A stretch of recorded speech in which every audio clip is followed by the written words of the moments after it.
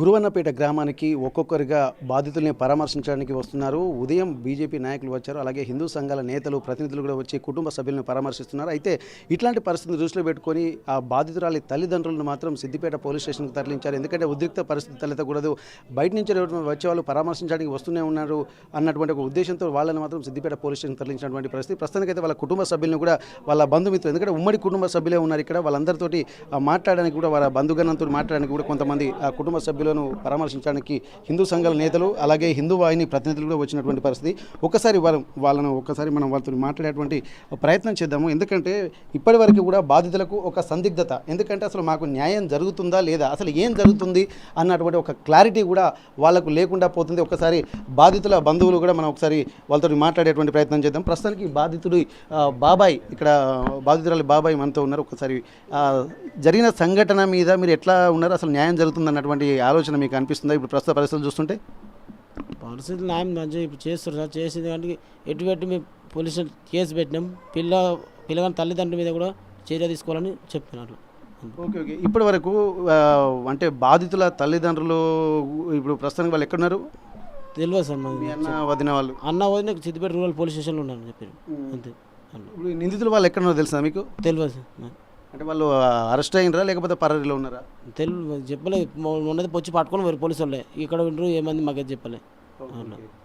ఎట్లాంటి న్యాయం కావాలనుకుంటున్నాను మీరు? ఊరి శిక్షణ ఉండాలి సార్, అంతే. ఒకటే ఓకే. ఇటన్నా ఒకసారి ఇక్కడ వారి బాధితులు మేనత్త కూడా ఉంది, ఒకసారి వాళ్ళతో మాట్లాడదాము. చెప్పండి అమ్మా, ఇప్పుడు మీరు ఏమవుతారమ్మా బాధితురాలకి?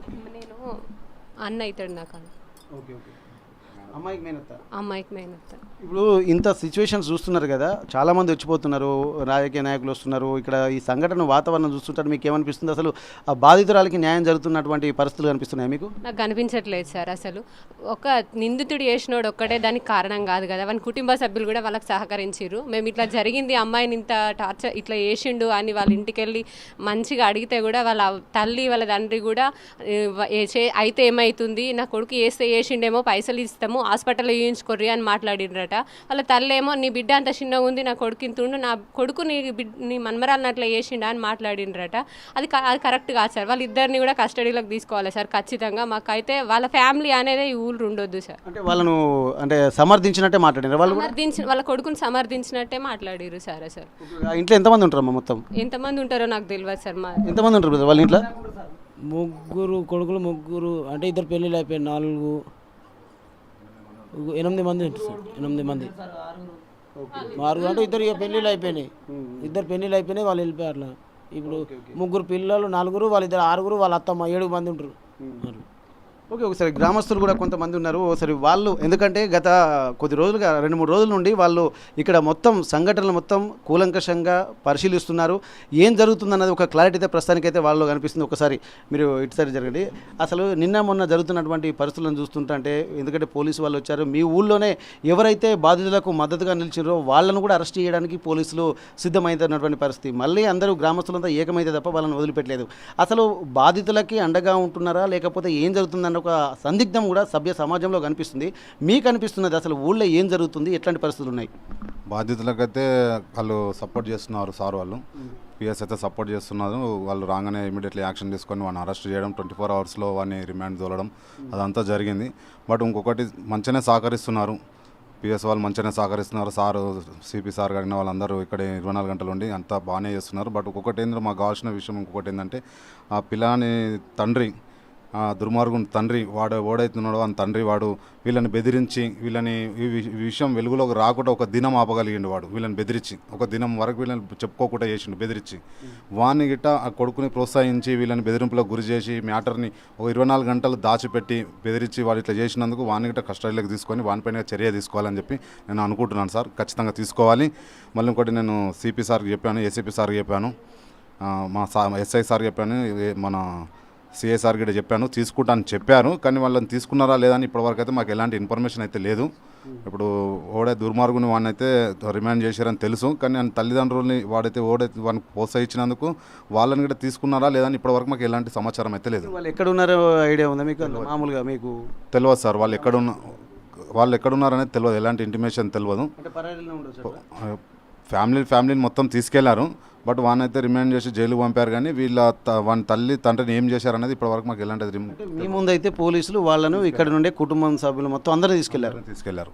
కుటుంబ సభ్యులను అందరినీ తీసుకెళ్లారు. వాడిని రిమాండ్ చేశారు. వాళ్ళ తల్లిదండ్రులు ఎక్కడ ఉన్నారో తెలియదు. వాళ్ళకి ఏం జరిగినా మంచిగా చెడైనా జరగాల్సింది ఏదో పోలీసుల బాధ్యతనే అని చెప్పుకోవచ్చు. ఎందుకంటే అందరి ముందు తీసుకెళ్లారు కాబట్టి. అవును సార్, పోలీసుల బాధ్యతనే. వాళ్ళందరి ముందర తీసుకెళ్లారు కనుక వీళ్ళని ఎమర్జెన్సీగా అయితే వీళ్ళనైతే కష్టాలకు తీసుకోవాలి సార్. ఫస్ట్ ఇప్పుడు ఎలాంటి న్యాయం చేయాలనుకుంటున్నారు వీళ్ళకి అంటే పరిస్థితిని బట్టి? ఇట్లాంటి దుర్మార్గులు ఇక్కడ చాలా చోట్ల ఇలానే జరుగుతున్నాయి సార్. ఇక్కడ బయట ఉరి తీసినట్టు ఎంబడే వీళ్ళకి న్యాయం జరిగి అమ్మాయికి న్యాయం జరగాలంటే వాడిని వితిన్ ఒక 3 monthsలో వానికి మళ్ళీ బెయిల్ రాకుండా 3 monthsలో దాన్ని ఏం చేస్తారో చేసి వానికి ఉరి తీస్తే అమ్మాయి వాళ్ళు మేము గ్రామస్తులం అందరం సంతోషం వ్యక్తం చేస్తాం సార్. మాకు కావాల్సిందల్లా ఒకటే, వాని ఆశ వద్దు, డబ్బు వద్దు, ఏది వద్దు, మాకు ఫస్ట్ వాడిని ఉరి తీయడమే మాకు ముఖ్యం. ఓకే, మరి ఇక్కడ ఒకే ఇంటి దగ్గరే ఉంటారు, ఇక్కడ ఉండే పరిస్థితి ఉందా ఊళ్ళో? ఎదురెదురుకి ఇల్లే కదా? అవును సార్. మళ్ళీ వాళ్ళు కలిసి ఒకళ్ళు చూసుకుని మాట్లాడుకునే పరిస్థితి ఉంటుందా? ఉండొద్దు సార్. ఆడు ఇక్కడ గ్రామంలో ఉండొద్దు, ఇంటి ముందట ఉండొద్దు, గ్రామంలో ఉండదు. వాడు ఎప్పుడు ఇక్కడ ఉన్నా కానీ వాళ్ళ ఫ్యామిలీతో ఎప్పుడు ముప్పే సార్. ఈ ఫ్యామిలీకి అయితే ఖచ్చితంగా, ఈ ఫ్యామిలీకి అని కాదు, ఇంకా ఉన్న ఇతర ఆడపిల్లల గిట్ట వాళ్ళ వల్ల భయాందోళన అయితే ఖచ్చితంగా ఉంటుంది సార్. వాళ్ళ ఫ్యామిలీని మాత్రం విలేజ్లో లేకుండా. అంటే ఇంతకుముందు మీరు గ్రామస్తులే కదా, వాళ్ళ ఫ్యామిలీ నేపథ్యం ఏంటి అసలు? ఎట్లాంటి పరిస్థితులు ఉండేది? వాళ్ళందరితో మామూలుగా ఉండేదా, మంచిగానే ఉండేదా? లేకపోతే ఇట్లాంటి అకృత్యాలు కూడా గతంలో కూడా ఏమైనా జరిగిన సంఘటనలు ఏమైనా ఉన్నాయా? వాళ్ళ తండ్రి ఇలాంటి అరచకాలు చేస్తూ ఉంటాడు. దాన్ని ఆ పిల్లలు చూసే వాని తండ్రి ఒక అరచకాలను చూసి నేర్చుకొని ఇవాళ ఇట్లాంటి ఒక దుర్మార్గ ఘటనకు వాడు పాల్పడడం జరిగింది సార్. ఓకే, అయితే దీనికి సంబంధించి కూడా కొంతమంది హిందూ వాహిని ప్రతినిధులు అలాగే చాలామంది యువకులు కూడా ఇక్కడ వచ్చినటువంటి యువ మోర్చాకు సంబంధించి కూర్చొని పర్లేదు. ఇప్పుడు హిందూ వాహిని రాష్ట్ర లీగల్ సెల్ కన్వీనర్ గారు ప్రస్తుతానికి మనతో ఉన్నారు. ఒక్కసారి వారితోటి మాట్లాడదాం. చెప్పండి సార్, ఇప్పటివరకు మీరు ఇక్కడ సంబంధించి పోలీసు అధికారులు కానీ లేకపోతే జిల్లా కలెక్టర్ కానీ ఎవరన్నా అధికారిని కలిసారా? న్యాయ సహాయం కోసం అసలు మీరు ఎలాంటి చర్యలు తీసుకున్నారు? బాధితులకు ఎట్లాంటి భరోసా ఇవ్వదలుచుకున్నారు మీరు? మేము సిద్దిపేట హిందూ వాహిని శాఖ ద్వారా మా సిద్దిపేట అధ్యక్షులము, మా కమిటీ యొక్క సామాన్యులు, మా యొక్క కార్యకర్తలు అందరం కలిసి కూడా సిపి మేడం కలిసడం జరిగింది. సిపి మేడానికి ప్రతి ఒక్క విషయం కూడా మేము వివరించడం జరిగింది. వారు కూడా మాకు కూడా వాళ్ళు కోఆపరేషన్ చేశారు. వారు ఏం చెప్పారంటే, ఎప్పుడైతే ఇన్ఫర్మేషన్ రావడం జరిగింది ఇమీడియట్లీ మేము కస్టడీ తీసుకున్నామండి, స్టేట్మెంట్ రికార్డ్ చేసినాము, ఎఫ్ఐఆర్ ఇట్లా అన్ని ఇష్యూ చేసినాము, వారిని రిమైండ్ పంపించామని చెప్పడం జరిగింది. వారు కూడా మనకు సహకరిస్తారు. కాకపోతే మ్యాటర్ సెన్సిటివ్ మ్యాటర్ కాబట్టి ఇది ఎక్కడ కూడా మన విక్టిమ్ని మనం ఎక్కడ డిస్క్లోజ్ చేయకూడదు అని, ఇది కాన్ఫిడెన్షియల్ మ్యాటర్ కాబట్టి మనం ఎక్కడ కూడా ఎక్స్పోజ్ చేయకుండా ఆ యొక్క నిందితుని పైన కంపల్సరీగా మేము కూడా వారికి ఏం చెప్పామంటే, మా సబ్మిషన్ ఏం చేసామంటే యాజ్ అడ్వకేట్గా బాధిత కుటుంబానికి ఇమీడియట్లీ మనకు జస్టిస్ కావాలి. జస్టిస్ ఒకవేళ మన డిలే అయితే మనకు దాని కాన్సిక్వెన్సెస్ అంటే డిఫరెంట్ ఉంటాయి కాబట్టి స్పీడీ ట్రయల్ మనం చేయాలి. ఆ అమ్మాయికి కంపల్సరీ న్యాయం చేయాలి. బాధిత కుటుంబానికి పరిహారం ఇవ్వాలి, వారికి అండగా నిలవాలి. నెక్స్ట్ ఆ గ్రామంలో ఉన్నటువంటి చాలామంది యువకులు వచ్చేసేసి ఆ బాధిత కుటుంబానికి సపోర్ట్ చేస్తుంటే కొన్ని పిట్టి కేసెస్ పెట్టుకుంటా కొంత యువకులు కూడా పోలీస్ డిపార్ట్మెంట్ హరాస్మెంట్ చేస్తున్న మనకు గ్రామం నుంచి ఫోన్స్ రావడం జరిగింది. ఇమీడియట్ మేము సిపి గారికి పోయి కలవడం జరిగింది. డీసీపీ గారు ఉన్నారు, సిపి మేడం గారు ఉన్నారు. వారు కూడా మేము దాని విషయాన్ని కూడా పరిశీలించుకుంటామని చెప్పారు. బాధిత కుటుంబానికి అండగా ఉన్న సందర్భం మీరు ఎలా చేస్తారండి? మా యొక్క కార్యకర్తలు కావచ్చు, అక్కడ ఉన్నటువంటి బాధిత కుటుంబానికి అండగా నిలిచినటువంటి ఏ వ్యక్తిని మీరు ఇట్లా హరాస్మెంట్ చేయకూడదండి. మాకు తెలుసు, సమాజం తెలుసు, ఎందుకంటే ఇది సెన్సిటివ్ మ్యాటర్, కాన్ఫిడెన్షియల్ మ్యాటర్ కాబట్టి వాళ్ళు ఎట్టి పరిస్థితి కూడా డిస్క్లోజ్ చేసేటువంటి పరిస్థితే లేదు, ప్రసక్తే లేదు. ఇది ఒక చిన్న పిల్ల పైన, పాప పైన అమానుషంగా ఒక మృగములాగా చేసినటువంటి వాడు ఎట్టి పరిస్థితులు అంటే ఐదర్ క్యాపిటల్ పనిష్మెంట్ ఇవ్వాలని చెప్పి ముక్త కంఠంతో హిందూ వాహినిగా ఒక ప్రతినిధిగా ఈ యొక్క సభ్య సమాజంలో ఒక సిటిజన్గా నేను కోరుకోవడం జరిగిందంటే వారికి కన్విక్షన్ ఇవ్వాలి, క్యాపిటల్ పనిష్మెంట్ ఇవ్వాలని పడాలని మేము అందరం కోరుకుంటాము. దీనికి కూడా మేము పోతూ మా యొక్క వేణుమాధవ్ అన్న గారు, మా యొక్క మా బండి కిరణ్ కుమార్ గారు, లక్ష్మణ్ గారు, మా యొక్క బసవర సత్యం గారు, బాలరెడ్డి, మా నరారి అన్న, మా యొక్క అందరి కార్యకర్తలందరూ కూడా మరొకసారి కలెక్టర్ గారికి పోయి ఏం చేస్తామంటే it is the speedy trial. దాంతోపాటు ఏంటంటే క్వాలిటీ ఇన్వెస్టిగేషన్. అన్ఫార్చునేట్లీ ఇక్కడికి వచ్చిన తర్వాత ఈ బాధితులైనటువంటి వాళ్ళ యొక్క కుటుంబంలోని కుటుంబ సభ్యులు వాళ్ళ యొక్క చిన్నాన్నతను మనం మాట్లాడిన సందర్భంలో, వారి యొక్క చిన్నమ్మ వాళ్ళ మేనత్తతో మాట్లాడుతున్న సందర్భంలో ఇంతకుముందు కూడా నిందితుని యొక్క తండ్రి, వాళ్ళ యొక్క తల్లి, నిందితుని యొక్క అన్నదమ్ములు వాళ్ళందరూ కూడా ఈ కుటుంబాన్ని గత 6 months థ్రెటింగ్ చేస్తారు, బెదిరిస్తారు. ఈ విషయాన్ని కూడా వాళ్ళొక 24 to 48 hours బయటకు వస్తే కూడా బాగుంటుంది అనేసి వీళ్ళకు ప్రాణహారం చెప్పేసి కూడా భయభ్రాంతితో వీళ్ళు చెప్పలేకపోయారు. దయచేసి మరొకసారి ఈ పోలీస్ డిపార్ట్మెంట్ కానీ సిపి మేడం కానీ డీసీపీ కానివ్వండి అందరికి వాళ్ళ యొక్క రిక్వెస్ట్ ఏంటంటే ఇమీడియట్గా మరొకసారి వాళ్ళ యొక్క తల్లి కానివ్వండి తండ్రి కానివ్వండి స్టేట్మెంట్ తీసుకొని మిగతా సభ్యులు ఎవరైతే వీళ్ళని టార్చర్ చేశారో థ్రెట్ చేస్తున్నారో వారిపైన స్టేట్మెంట్ రికార్డ్ చేసేసి వాళ్ళ మీద క్రిమినల్ యాక్షన్ తీసుకోవాలని మన యొక్క మీడియా ద్వారా మేము మరొకసారి మేము అభ్యర్థిస్తున్నాము. ఎందుకంటే జస్టిస్ ఫర్ మనకు అందరికీ కావాలి కాబట్టి మనకు అందరికి అవసరం కాబట్టి మరొకసారి we're appealing for the police department immediately take the statement of the either mother or father of the victim immediately take the custody of the this is accused either both or mother and father and his siblings who are involved in this criminal intimidation. It is a brutal heinous action activity. It is entire Indians we are condemned this such a heinous action. మనం ఇప్పుడు బెంగాల్ చూస్తున్నాము, మన సభ్య సమాజం చూస్తున్నాము. ఇటువంటి brutal act వేరే community వాళ్ళకి జరిగినట్టయితే ఈ రోజు నాడు తెలంగాణ అంతా కూడా ఉడికిపోయేది. ఒక హిందూ అమ్మాయి అని చెప్పేసి వారి యొక్క అట్లీస్ట్ ఆ యొక్క షరీఫ్ అనేటువంటి వారి యొక్క పేరును కూడా చెప్పకుండా హైడ్ చేసుకుంటా ఈ ఫ్యాక్ట్స్ అనేటువంటి సప్రెస్ చేస్తున్నారు. ఇది సభ్య సమాజం తలదించుకోవాలి. ఇదే మనకు ఒకవేళ ఇదే వేరే క్యాస్ట్ వేరే రిలీజన్ అయితే వారు ఇప్పటికీ ఎంతో వాళ్ళు ఈ యొక్క ఎంటైర్ తెలంగాణ నేషన్ అంతా కూడా ఉద్రిక్తం చేసేవాళ్ళు, అటువంటి వాతావరణం తీసుకొచ్చేవాళ్ళు. ఈవెన్ దో మన హిందువులకు ఒక సభ్యత సంస్కారం ఉంటుంది, అందరికీ మనం కోఆపరేట్ చేస్తుంటాము, అందరికీ కూడా మనకు ఒక సంస్కారం అంతా మనం చూస్తుంటాము. కాబట్టి మేము ఇంత కూడా ఇప్పటి వరకు కూడా విక్టిమ్స్ యొక్క పర్సనల్ విషయాలు మేము ఎక్కడ డిస్క్లోజ్ చేస్తలేము. కాబట్టి అక్యూజ్డ్తో పాటు వారి తల్లిదండ్రులు వారి అన్నదమ్ములు ఎవరైతే ఇన్వాల్వ్మెంట్ జరిగిందో కంపల్సరీ వాళ్ళు తీసుకోలే యాక్షన్. వాళ్ళ యొక్క పేరెంట్స్ కూడా మరి మాకు అర్థం కావడం లేదు. పేరెంట్స్ కూడా వారి సిద్దిపేటలో ఐదర్ 1 టౌన్ ఆర్ 2 టౌన్ ఆ రూరల్ పోలీస్ స్టేషన్ ఎందుకు వాళ్ళ కస్టడీ పెట్టారో మాకు అర్థం కావడం లేదు. అమ్మాయిని మనం అమ్మాయిని హైడ్ చేయాలి, మనం అమ్మాయిని ఎందుకంటే సేఫ్ కస్టడీ ఉంచాలి, అమ్మాయిని సైకాలజికల్గా డిప్రెస్ కాకూడదు కూడా, ఆమె యొక్క కండిషన్స్ మనము బాగుండాలని చెప్పేసి ఆమె యొక్క రక్షణ అటువంటి పేరెంట్స్ తీసుకుంటారు. ఆమెను ఎక్కడ కూడా మనం చిన్న పాప కాబట్టి మన యొక్క విజిటర్స్ కానివ్వండి, ఈ బాధిత కుటుంబానికి తోడుగా వచ్చేటువంటి ఏ ఒక్కరు కూడా వారికి ఆ అమ్మాయితో పలకరించేటువంటి సందర్భం లేదు. ఇది దురదృష్టం ఏంటంటే పేరెంట్స్ని ఎందుకంటే వాళ్ళు హైడ్ చేస్తున్నారు, మరి వాళ్ళు కస్టడీ తీసుకుంటారు, అఫీషియల్ కూడా చెప్పడం లేకపోతుంది. ఒకవేళ పేరెంట్స్ వాళ్ళు కస్టడీ తీసుకుంటే రేపు ఐదర్ డిస్ట్రిక్ట్ కోర్టులో లేకపోతే అంటే హైకోర్టులో రేపు వాళ్ళ అవసరం అంటే సెర్చ్ వారెంట్ వేసేసి ఆ పేరెంట్స్ కంపల్సరీ వాళ్ళు వీళ్ళు ఈ కుటుంబానికి అప్పయ్యే విధంగా మేము చర్యలు తీసుకుంటాము యాజ్ ఏ అడ్వకేట్గా. కాబట్టి మేము అందరం కూడా యావత్ భారతదేశంలోని ప్రతి ఒక్కరు కూడా మేము అందరం కూడా అతనికి క్యాపిటల్ పనిష్మెంట్ ఇవ్వాలని చెప్పేసి క్వాలిటీ ఇన్వెస్టిగేషన్ జరగాలి. ఎటువంటి ఇన్వెస్టిగేషన్లో ఇంక్లూడింగ్ కాల్ రికార్డ్స్తో పాటుగా లొకేషన్స్తో పాటుగా ఒక క్వాలిటీ ఇన్వెస్టిగేషన్ కావాలని చెప్పేసి మీడియా ద్వారా మరొకసారి అభ్యర్థిస్తున్నాము. ఇందుకు సహకరించిన మా హిందూవాణి కార్యకర్తలకు, ఈ గ్రామంలో మాకు తెలిసిన తర్వాత మా కుమరవెల్లి కార్యకర్తలు కానీ అందరికీ మేము చెప్పాం కానీ వాళ్ళందరూ కూడా సహకరించినట్టు మా యొక్క ప్రతి ఒక్క కార్యకర్త కూడా మేము ప్రత్యేక ధన్యవాదాలు ఇస్తున్నాము.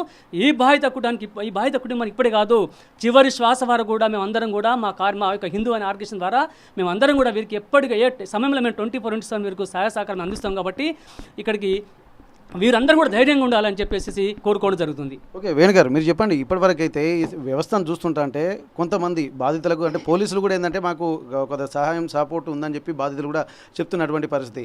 అసలు నిన్న మొన్న జరుగుతున్నటువంటి సిచ్యువేషన్స్ని కూడా మనం కొంత సీవియర్గానే పరిగణించాల్సినటువంటి అవసరం ఉంది. ఎందుకంటే బయట వాళ్ళని కూడా ఊళ్ళోకి రానియటువంటి పరిస్థితే కనిపిస్తుందని చెప్పి ఇక్కడ అంటున్నారు.